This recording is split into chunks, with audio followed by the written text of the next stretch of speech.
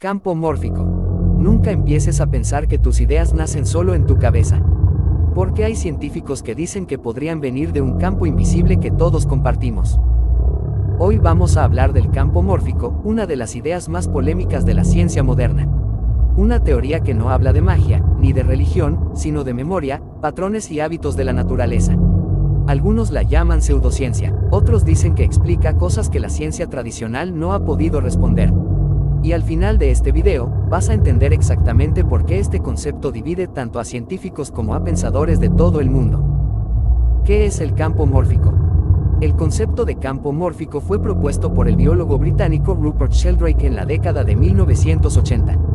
No era un filósofo místico ni un gurú espiritual, era un científico formado en bioquímica y biología celular en la Universidad de Cambridge. Sheldrake propuso que, además de los campos conocidos por la física, como el campo gravitacional o electromagnético, existen campos mórficos, responsables de dar forma, comportamiento y organización a los sistemas vivos. Según esta teoría, cada sistema natural, una célula, un órgano, un animal, una colonia de insectos o incluso una sociedad humana, está influido por un campo invisible que contiene información acumulada del pasado. En palabras simples, la naturaleza tiene memoria. No una memoria escrita, sino una memoria basada en hábitos.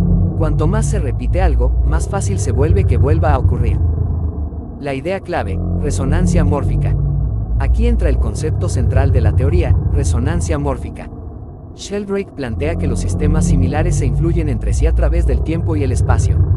No importa la distancia, si algo ya ocurrió muchas veces antes, es más probable que vuelva a ocurrir en otro lugar. Ejemplo sencillo. Si una rata aprende a resolver un laberinto en un laboratorio, otras ratas de la misma especie, en otro país, podrían aprender ese mismo laberinto un poco más rápido. Incluso sin contacto directo. La información no se transmite por genes, ni por señales químicas conocidas. Se transmite por el campo mórfico compartido. Origen del concepto en la ciencia. Antes de Sheldrake, la palabra campo ya era común en biología. Desde principios del siglo XX, investigadores como Hans Spemann y Alexander Gurwitch hablaban de campos de desarrollo que organizaban el crecimiento de los embriones. Sheldrake tomó estas ideas y fue más lejos. Dijo que estos campos no solo organizan la forma, sino también el comportamiento y el aprendizaje. En 1981 publicó su libro más famoso, A New Science of Life, The Hypothesis of Morphic Resonance. Este libro fue tan controversial que la revista científica Nature lo calificó como un libro que debería ser quemado.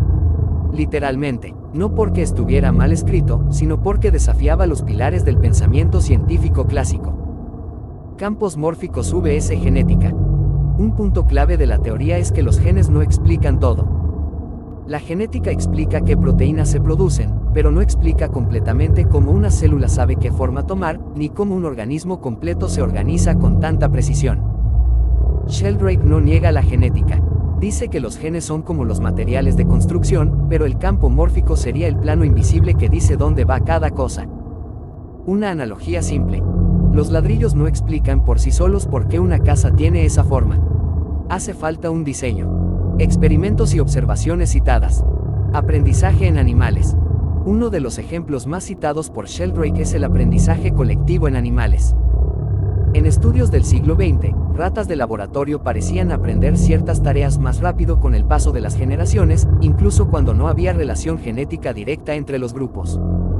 La explicación clásica dice que los experimentos mejoraron o que hubo sesgos humanos.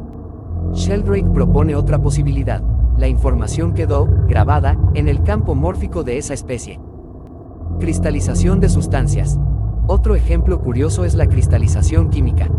Se ha observado que, cuando una sustancia química es sintetizada por primera vez, puede ser difícil hacerla cristalizar.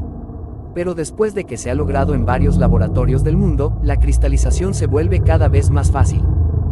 La explicación convencional habla de técnica y experiencia acumulada. Sheldrake sugiere que el patrón mismo se vuelve más estable en la naturaleza. Comportamientos colectivos. También se citan comportamientos sincronizados en animales. Bandadas de aves, bancos de peces, enjambres de insectos. La ciencia explica esto con reglas simples y señales locales. El campo mórfico propone que existe un nivel de organización adicional que conecta al grupo como una unidad. Aquí aparece el gran problema. El campo mórfico no se puede medir directamente con instrumentos actuales. No hay un sensor para campos mórficos. No hay una ecuación aceptada. Y eso, para la ciencia dura, es una línea roja. Muchos científicos dicen, si no se puede medir, no es ciencia. Otros responden, antes tampoco se podía medir la electricidad. El desafío no es solo técnico, es filosófico. La ciencia moderna se basa en la idea de que el pasado no influye directamente en el presente a distancia. El campo mórfico rompe esa regla. Críticas científicas. Las críticas a Sheldrake son fuertes y bien documentadas. Se dice que sus experimentos no siempre son reproducibles, que muchas observaciones tienen explicaciones más simples, que introduce hipótesis adicionales sin necesidad. El biólogo Louis Wolpert llamó a la teoría una fantasía peligrosa. Incluso hoy, la mayoría de universidades no enseñan el campo mórfico como ciencia aceptada.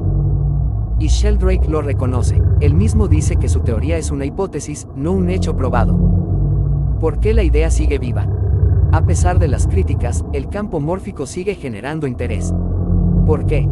Porque toca preguntas que siguen abiertas. ¿Cómo surge la conciencia? ¿Por qué el aprendizaje parece acelerarse con el tiempo? ¿Por qué ciertos comportamientos aparecen casi al mismo tiempo en distintas partes del mundo? Incluso físicos como David Bohm hablaron de un orden implicado, una estructura profunda de la realidad que conecta todo. El campo mórfico no está solo. Forma parte de una familia de ideas que cuestionan la visión mecánica del universo. Aplicaciones fuera de la ciencia dura. Aunque no es aceptado formalmente, el concepto se ha usado en otros campos. Psicología, educación, teoría de sistemas, estudios culturales. Por ejemplo, la idea de que los hábitos sociales se refuerzan mientras más se repiten encaja muy bien con la resonancia mórfica, aunque se explique con otros nombres. Diferencia entre ciencia y creencia. Aquí es importante ser claros. El campo mórfico no está probado como lo está la gravedad, pero tampoco ha sido completamente refutado. Está en una zona incómoda donde la evidencia es sugerente, pero no concluyente. El problema es cuando se mezcla con afirmaciones exageradas. Telepatía sin evidencia, curaciones milagrosas, o promesas falsas. Sheldrake mismo ha criticado ese uso extremo de su teoría. El punto más fuerte, y más incómodo, del campo mórfico es este. Si la naturaleza tiene memoria, entonces el universo no es una máquina muerta. Es un sistema que aprende. Eso cambia todo. Cambiaría cómo entendemos la evolución, el aprendizaje, la cultura y hasta la conciencia humana. No significa que sea verdad, pero significa que vale la pena hacerse la pregunta. Porque muchas ideas que hoy son obvias, ayer fueron ridiculizadas. El campo mórfico es una hipótesis científica controversial propuesta por Rupert Sheldrake. Dice que los sistemas vivos están influenciados por campos invisibles que almacenan memoria colectiva. No es ciencia aceptada, pero tampoco es solo fantasía. Está basada en observaciones reales, aunque interpretadas de forma no convencional. Nos recuerda algo importante. La ciencia no avanza solo con respuestas, sino con preguntas incómodas. Y esta es una de ellas.